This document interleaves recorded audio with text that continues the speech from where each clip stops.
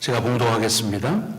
또 산에 오르사 자기가 원하는 자들을 부르시니 나아온지라.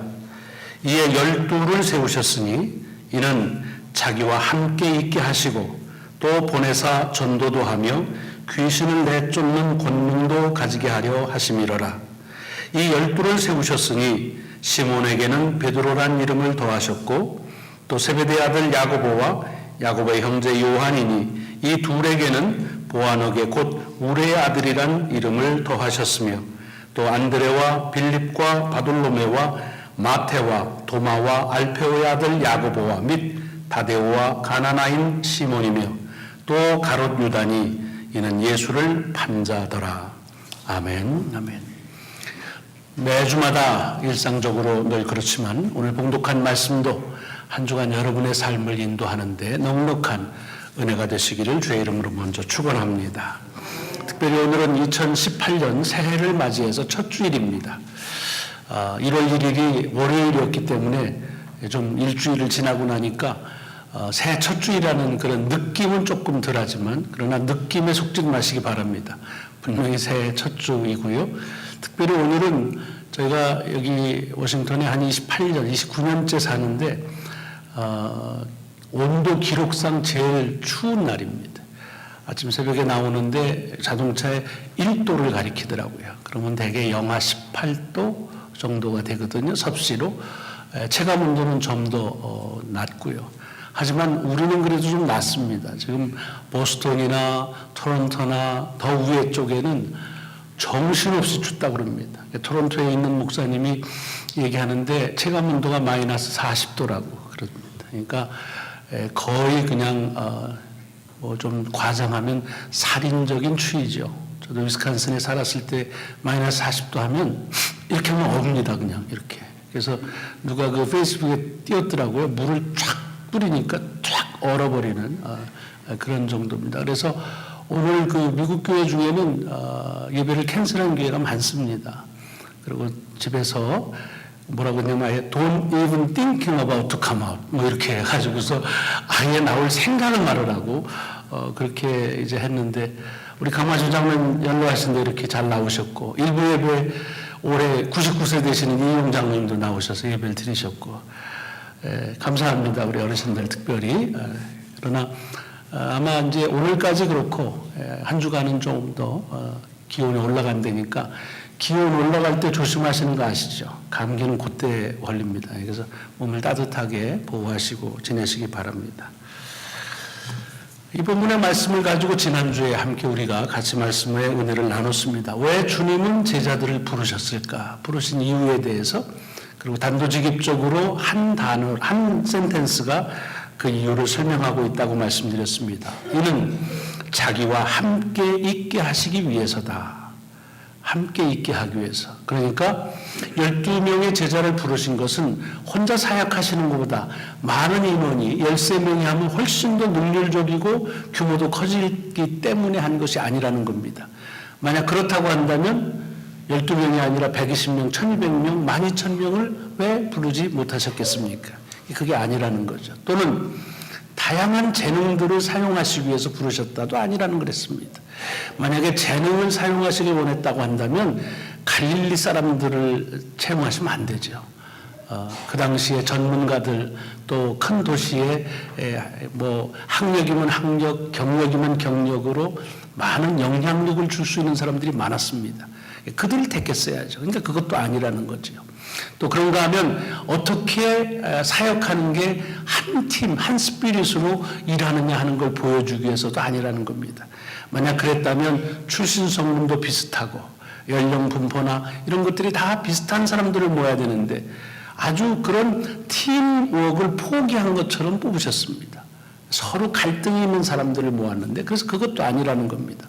다시 말하자면 예수님께서 제자들을 부르신 것은 어떤 그들을 통해서 주님의 사역의 그 역할이나 어떤 기능들 이런 것들을 잘 하기 위해서 일하기 위해서가 아니라 주님과 함께 있게 하기 위해서다. 영어로 말하자면 being의 문제이지 doing의 문제가 아니다. 그것은 비단 예수께서 제자들을 택하실 것만 그런 것이 아니라 우리의 삶도 마찬가지죠. 신앙생활에서 중요한 건 주님과 함께 하는 건데도 자꾸 우리는 예수님의 역할, 예수님의 어떤 기능, 이런 것들, 신앙의 기능들을 우리에게 이용하려고 신앙생활 할 때가 없지 않아 있는 것을 다시 한번 말씀을 통해서 도전을 받는 시간을 가졌습니다. 아마 그러면 성경을 조금 아시거나 눈치가 빠르신 분들은 이런 질문을 제기하셨을지도 모릅니다.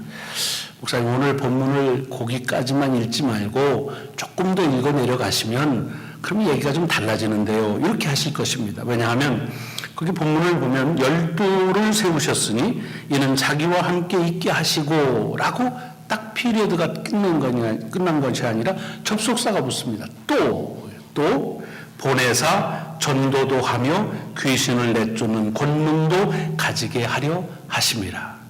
그러니까 주님께서 제자를 부르신 이유는 물론 제자들과 같이 있고자 하는 그런 마음도 있지만 거기에 플러스, 거기에 이제 제자들을 보내셔서 그래서 주님께서 하시는 말씀의 사역 또는 이 치유의 사역들을 잘 감당할 수 있는 권능을 주시기 위한 것이다. 이것도 간과하면 안 될 거 아니겠습니까? 라고 질문을 물어보실 수 있을 겁니다. 아마 여러분 중에 그런 질문을 이미 하셨을 수도 있겠지요. 맞습니다. 오늘 본문에 보면 틀림없이 주님께서는 제자들과 함께 하시면서 또 거기다가 권능을 주시기 위해서 부르셨다고 되어 있습니다. 왜냐하면 여러분 이들을 사도라고 칭했는데 그 아포스톨이라는 말은 대리자라, 대신이라는 사람이라는 뜻입니다. 그렇기 때문에 다분히 여기만이 아니라 복음서를 보면 주님께서 제자를 부르신 것은 주님의 대리자로 주님을 대신하는 사람으로서 그렇게 주께서 행하셨던 사역들, 말씀을 전파하거나 귀신을 내쫓거나 병을 고치는 이런 치유 사역들을 행하게 하신 일들이 여기저기에 이렇게 나와 있습니다. 누가복음 10장에도 보면은 12명이 아니라 70명을 모으셨어. 그래서 그들을 각동각처에 보내시면서 말씀을 선포하게 하고 귀신을 내어쫓는 권능을 주셨습니다. 그리고 제자들은 가가지고 예수께서 행하신 그대로 이 기적이 일어나는, 이적이 일어나는 것들을 보고서 너무 좋아서 그래가지고 아주 큰 선교에 그런 그 열매를 맺는 보고를 드린 것을 성경 속에서 볼 수가 있습니다. 그러니까 이렇게 보면 그러면 분명히 예수께서 제자를 부르시는 이유 가운데에는 자신에게 있는 권능을 그 제자들을 통해서 행사하시기 위한 것이라는 말에 그 지적이 맞습니다. 여러분 지금도 사실은 제자들에게만 그런 권능을 주신 것이 아니라 성경에 보면 예수를 믿는 모든 자들에게 그 권능을 주셨다고 되어 있습니다. 그러니까 우리에게 그런 권능을 가졌습니다. 여러분이 다 우리가 다 어떤 그런 그 체험을 할 때마다 간증하고 또 뭐 이렇게 사람들한테 고백하지 않아서 그렇지 그런 일들은 지금도 비일하게 일어나고 있는 것을 볼 수가 있습니다. 저희 교회에서도 예배를 드리면서 병 나은 역사를 경험하신 분들이 많이 계십니다. 말씀을 통해서 하나님께서 터치하시는 그런 경험하신 분들이 많이 계십니다. 이런 거를 좀 많이 이렇게 프로모트를 해야 그 교회는 신유의 역사가 있다. 그 교회 가면 낫는다. 뭐 이렇게 떠들썩하게 할 수 있겠지만 사실은 우리가 그건 떠들 만한 일은 아닙니다. 감출 일도 아니지만 그러나 지금도 여전히 그런 역사는 일어나고 있다는 것입니다. 제가 이 말씀을 준비했기 때문에 보여주셨을 것 같지만 지난 주간에 SNS에 올라온 한 글이 있어서 그래서 그것을 좀 나누려고 합니다. 제목이 나를 새롭게 하는 것들이라는 그런 제가 아는 어떤 목회자의 글입니다. 번호를 달아서 이렇게 쭉 간단하니까 제가 그대로 인용을 하겠습니다. 이렇게 썼습니다. 홍해를 갈라지게 하고 여리고성을 무너지게 하는 하나님은 더 이상 아니라는 것이다. 이제는 그렇게 하지 않으신다. 오병이어로 5,000명을 먹이고 머리 위에 불꽃 같은 것이 임하는 것은 더 이상 아니라는 것이다. 내가 목사로 사는 동안에 교회들 안에 한 번도 있지 않았다.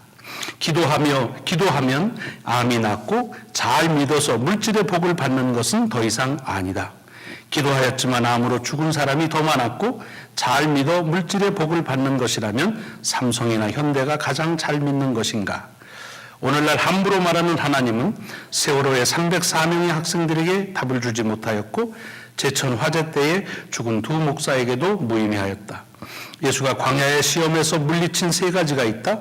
돌로 떡이 되게 하는 물질적 신앙, 성전 꼭대기에서 뛰어내려도 상하지 않겠다는 능력 위주적 신앙, 그저 절 한 번 하고 온 천하를 얻겠다는 아주 가벼운 기회주의적 신앙이었다.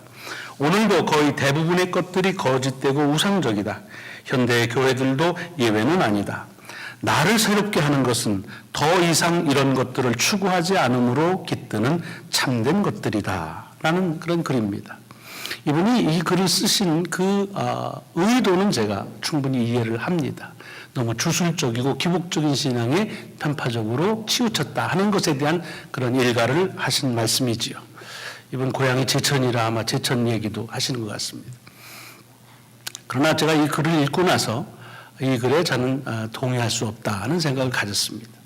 왜냐하면 주님께서 행하신 기적들, 그것이 무엇이 됐든지 그것은 주님 이후 지금까지 지속적으로 지금도 이어져 오는 것이고 지금도 그 기적의 역사들은 일어나고 있고 제가 믿기는 앞으로 주님 다시 오시는 날이 언제일지 모르지만 그 날까지 주님의 기적의 역사는 계속적으로 일어날 것이기 때문에 그렇습니다. 그럼 만약에 이런 기적의 역사들이 우리가 경험할 수 없다 하더라도 내가 경험하지 못하는 것 때문에 기적은 더 이상 일어나지 않는다고 한다면 얼마나 그것은 우리가 아주 이렇게 근세한적인 그런 안목일까 생각합니다. 여러분, 하나님의 역사가 꼭 내게만 또는 우리 주변에만 일어나야만 하나님의 역사가 있는 것은 아닙니다. 그렇다고 한다면 초대교회에 일어났던 일들은 다 우리 속에서 일어나지 않았기 때문에 믿음의 대상이 될 수가 없지만 오히려 그런 일들은 믿음의 대상이 되면서도 지금 내 눈에 보이지 않는 것 때문에 믿을 수 없다는 말은 이것은 논리적으로 맞지 않는 그런 역설적인 얘기라고 생각합니다. 하기 때문에 주께서 이루신 일들, 이 일들은 지금도 일어나고 앞으로도 일어날 것이라는 것을 믿지 않으면 그것은 주님 되심을 믿지 않는 그런 불신앙의 소치다. 감히 그렇게 말씀을 드릴 수가 있습니다. 왜냐하면 지금까지 수많은 사람들이 주님에 의해서 보냄을 받았고 지금도 보냄을 받고 있고 앞으로도 보냄을 받기 때문에 그렇습니다. 또한 많은 사람들이 지금도 말씀이 지금까지도 전해졌고 또 지금도 전해지고 있고 앞으로도 전해지기 때문에 그렇습니다.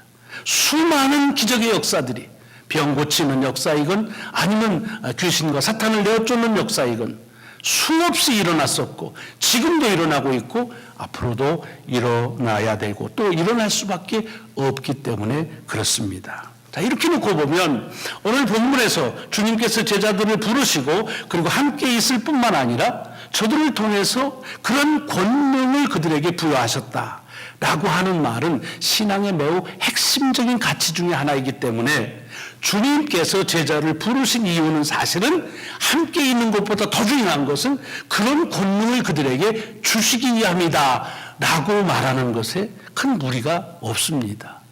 적어도 우리의 성경은 그렇게 우리에게 전해주고 있습니다.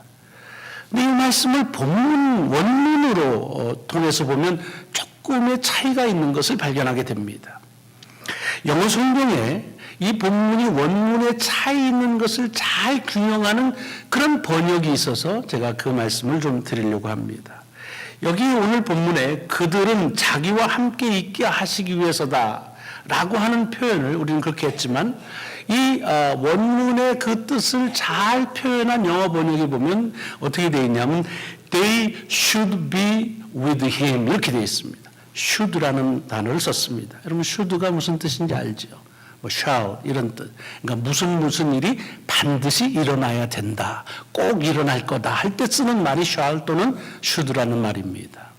그런데 그 다음 저들을 보내셔서 그래서 전도도 하고 그리고 귀신을 내쫓는 권능도 갖게 하신다라고 할 때 그들을 보낸다고 할 때는 어떻게 했냐면 He might send them 이렇게 되어 있습니다. 또 다른 번역에는 They might be sent by him 이렇게 되어 있습니다. 그러니까 차이가 나는 게 뭐냐 하면 앞에 주님과 함께 한다고 할 때는 shall이라고 하는 단어, 반드시 해야 되는 단어를 썼고, 두 번째, 주께서 저들을 보내신다고 하는데 might 또는 may라고 하는 단어. 그건 무슨 뜻입니까? 해도 좋고, 그 말은 안 해도 괜찮고, 일어날 수도 있고 일어나지 않을 수도 있는 그런 때에 쓰는 그런 조동사입니다. 이것이 우리에게 예수께서 제자를 부르신 이유에 대해서 또 다른 우리가 꼭 깨달아야 될 가르침을 담고 있다 하는 깨달음을 주셨기 때문에 그 말씀을 나누는 겁니다. 아까 말씀드린 대로 복음서에 보면 주님께서 제자들을 부르시고 그리고서 가장 원하셨던 것은 함께 하심이었습니다. 그러나 함께만 하신 것이 아니라 저들을 가끔씩 보내시면서 그래서 주의 권능을 저들에게 주신 적이 있습니다. 그런데 그때는 뭐냐면 그것은 늘상 그렇게 안 했습니다. 70인을 부르시고 12를 부르셔서 그들에게 권능을 베풀고 그리고 나가서 하라고 그랬지만 늘 모일 때마다 매일 일과로 그렇게 하지 않았습니다. 그 일들은 반드시 해야 될 일은 아니었습니다. 그것은 일어날 수도 있는 일이고 일어나면 좋지만 안 일어나기도 했던 일입니다. 그리고 그 주체는 다 주님이셨습니다. 생각해 보세요.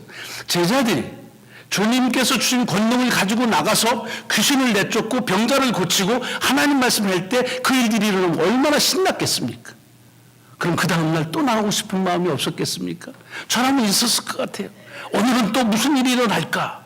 근데 성경은 그렇게 이야기하고 있지는 않습니다.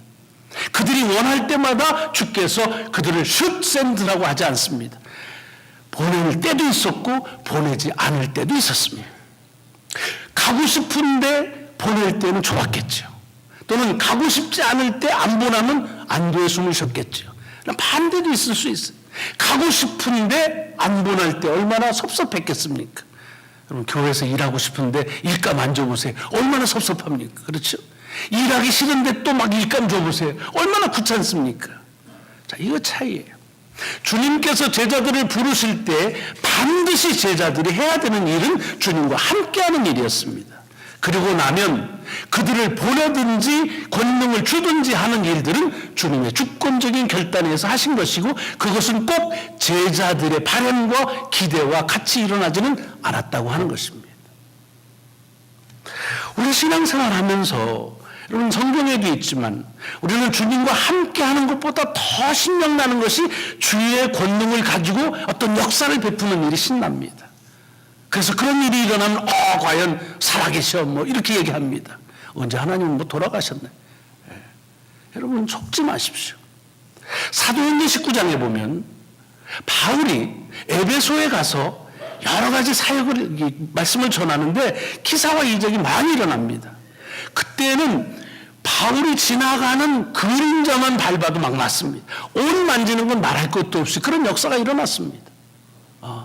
그러니까 그 광경을 이렇게 보던 유대인 중에 마술하는 그런 친구들이 그러니까 이게 장사가 될 것 같거든요. 사람들을 현혹시킬 수가 있어요. 그래서 이거구나 생각을 하고서 거기서 딱 따가지고서 얘기합니다. 그래서 귀신 들린 자에게 말합니다. 내가 바울이 전하는 예수의 의지에서 명한다. 나가라. 얘기했습니다. 그럼 나가야 되는데 그 귀신이 얘기합니다. 야, 내가 바울도 알고 예수도 아는데 넌 뭐냐? 그러고는 덮쳐버려가지고서 아주 큰 상처를 입힙니다. 아주 재미있는 그런 유머스러운 것이지만 실제로 일어났던 일이죠. 뭘 우리에게 주는 말입니까? 사실은 우리도 여기 마술하는 유대인들처럼 예수님과 더불어 함께하는 것보다 더 흥미롭고 더 관심 있는 건 그분을 통해서 일어나는 역사입니다. 그분을 통해서 일어나는 그 권능입니다. 그것만 있으면 되는 거로 생각합니다. 근데 우리의 신앙은 그 권능보다 그것은 may not 그럴 수 있습니다. 주께서 주실 수도 있고 안 주실 수도 있지만 제자들이 반드시 해야 될 일은 주님과 함께 하는 것이라는 겁니다. 여러분 구약의 출애굽기를 보시면 출애굽기 32장에 어떤 이야기가 나오냐면 모세가 하나님의 그 말씀을 받기 위해서 모세 시내산에 올라가죠. 그리고 40일을 있습니다. 근데 40일이 되는데도 내려오질 않습니다. 그러니까 사람들이 웅성거리기 시작하고, 그리고 모세의 형 아론을 설득해가지고서 이제 우리를 인도할 신을 만들자. 우리를 애굽에서 인도한 신은 어떻게 됐는지 모른다. 지금 40일 동안 행방불명이다. 그러니까 우리가 신을 만들어야겠다 하고서 만든 것이 뭐였습니까? 금송아지였습니다. 이 일을 보시고 하나님이 매우 노여워하시고, 그리고 이스라엘 백성들을 진멸하시려고 작정하십니다. 근데 그 하나님이 작정하신 것을 모세에게 얘기하니까 모세가 거기에 대해서 반문을 합니다. 하나님, 당신께서 이 백성을 가나안 땅, 약속의 땅으로 그렇게 들어가게 하신다고 약속하지 않으셨습니까? 약속을 지켜주시옵소서. 그래서 하나님의 그 약속을 지켜달라고 하는 모세의 그 기도를 듣고 하나님의 마음을 바꾸십니다. 오케이, 내가 지키마 이렇게 합니다. 근데 단서를 하나 담죠. 무슨 단서를 다나요? 내가 너희들을 가나안 땅에 들여보내주겠다. 가면서 여러 부족들을 만날 때마다 내가 다 안전하게 해주겠다. 그리고 가게 해주는데 대신에 나는 너희들하고 같이 안 간다. 왜? 내가 너희들하고 같이 가면 너희들이 완악하기 때문에 내가 또 너희들을 징계할 거야. 그래서 나는 안 간다. 그렇게 말합니다. 사실 전에도 얘기한 적이 있지만 이렇게 얘기하면요, 이건 진짜 대박입니다. 그렇잖아요? 아니, 하나님하고 같이 가면 얼마나 성가시러요. 하라는 거 하지 말라는 게 얼마나 많은데 권능은 주시겠다는 거예요. 능력을 행하시겠다는 거예요. 내가 약속한 대로 다른 적들 다 물리치고서 내 약속을 이루어주겠다. 근데 나는 안 간다 그럽니다. 그러면 저 같으면 그렇게 얘기했겠어요. 뭐 정이 그러시면 그냥 그러시죠 뭐. 예. 그러고 아싸 하고 갔을지도 몰라요. 근데 모세는 그렇게 대답하지 않았다고 말씀드렸습니다. 어떻게 했습니까? 주께서 가지 아니하시면 우리도 여기서 올라갈 수가 없습니다. 라고 하면서 뭐라고 얘기하냐면, 하나님, 여호와여, 우리가 당신의 백성이라는 증거가 어디 있습니까? 주께서 베푸시는 권능, 그 권능으로 백성들을 그 살리는 일들은 다른 신들도 합니다. 근데 우리가 주의 백성이라고 하는 사실은 주께서 우리와 함께 하셨기 때문입니다. 그러므로 주께서 같이 안 가시면 우리는 못 갑니다. 라고 말합니다. 참 위대한 고백입니다. 여러분, 이것이 위대하다고 말씀드리는 이유는 뭐냐? 그것은 우리 속에 그런 마음 갖는 게 쉽지가 않습니다. 우리는 그저 권능과 역사로 내가 아는 시간에, 내가 기대하는 시간에 그 일이 일어나기만을 그렇게 노심초사합니다. 그리고 그 타이밍이 조금만 늦어도 난리가 나죠. 올 한 해도 여러분들이 시작하면서 많은 그런 그 레졸루션이 있을 겁니다. 그러니까 기원이 있었을 겁니다. 그러니까 딱딱 이루어지면 올해도 하나님은 살아 역사하신다 그러는 거예요. 아니요. 아니요. 오늘 본문 속에서 우리에게 주는 것은 뭐냐? 제자들을 부르신 것은 그들이 should be with him. 그냥 반드시 같이 주님하고 있어야 돼. 이것은 다른 예외가 없어요. 그렇게 되면 He may send him or not. 그러니까 그렇게 보낼 수도 있고 권능을 주실 수도 있는 거예요. 뭐에 의해서? 주님의 주권적인 표준에 의해서. 여러분, 이것이 오늘 우리들이 이 새해를 맞이하면서 많은 희망과 포부와 기대를 가지고 있으면서 그것을 주께서 어떻게 이루실지에 대한 관심을 갖는 우리들에게 주는 주님의 권고의 말씀입니다. 내가 너에게 뭘 해주길 바라기 전에 네가 나하고 같이 있느냐 하는 것을 물어보라는 겁니다.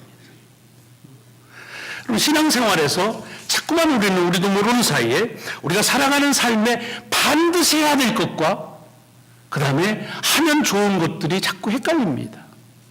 다시 말하면 should라고 쓰는 단어에서 우리들이 마땅히 꼭 해야 될 일들이 있습니다. 근데 그것과 우리가 하면 좋은 일들, 뭐 안 해도 상관없는 일들이 있는데 이게 자꾸 이게 거꾸로 될 때가 많이 있어요.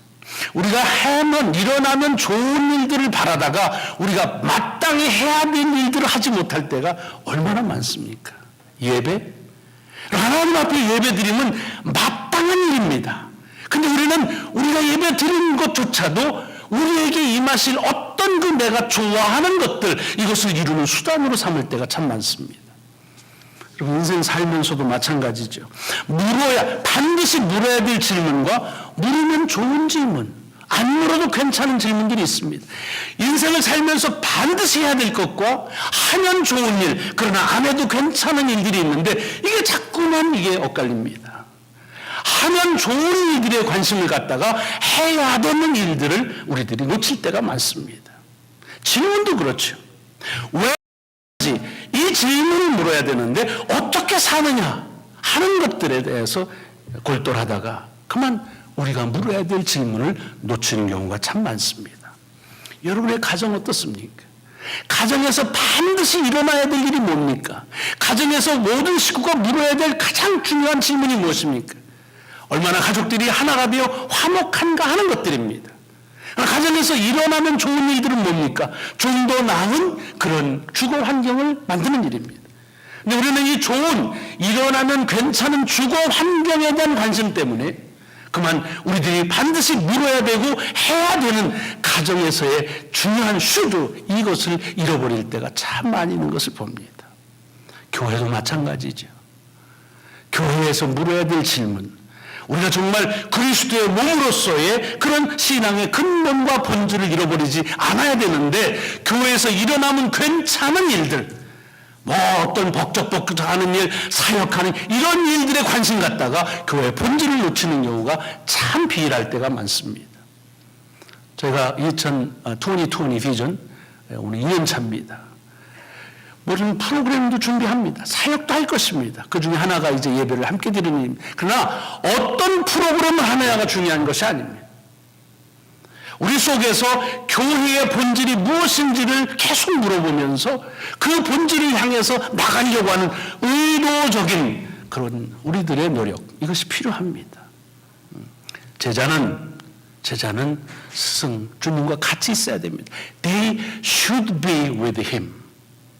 그러면 주님은 그들을 보내실 수도 있고 He might send them or not 안 하실 수도 있습니다. 여러분의 삶에서 하나님의 개입하심과 그 권능을 기다리신 분이 많이 계실 겁니다. 특별히 문제가 있는 분들은 더 그럴 겁니다. 그때 한번 다시 이 말씀을 기억하십시오.